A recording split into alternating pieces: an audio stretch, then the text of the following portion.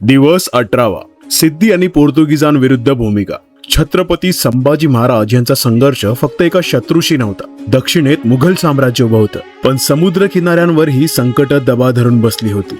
जंजिऱ्यावर बसलेला सिद्धी सतत स्वराज्यावर हल्ले करत होता, तर पश्चिमेकडे गोव्यातून राज्य करणारे पोर्तुगीज आपला प्रभाव वाढवण्याचा प्रयत्न करत होते. म्हणजे स्वराज्याला चारही दिशांनी आव्हान उभं होतं. पण छत्रपती संभाजी महाराज मागे हटणाऱ्यांपैकी नव्हते. सिद्धीच्या हल्ल्यांवर त्यांनी कडक लक्ष ठेवलं आणि त्याच्या हल्ल्यांवर ठाम उत्तरं दिली. जंजिऱ्यावरून होणाऱ्या आक्रमणांना रोखण्यासाठी रणनीती आखली गेली. दुसरीकडे पोर्तुगीजांनाही स्पष्ट इशारा देण्यात आला, स्वराज्याच्या मर्यादा ओलांडण्याचा प्रयत्न करू नका.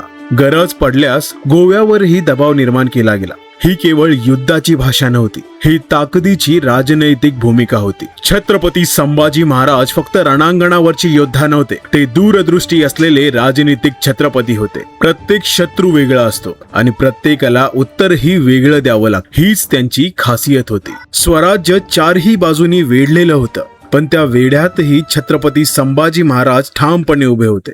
हा होता दिवस 18वा. चार दिशांनी उभ्या राहिलेल्या शत्रूंना दिलेलं स्वराज्याचं ठाम उत्तर. जय जिजाऊ, जय शिवराय, जय शंभूराजे.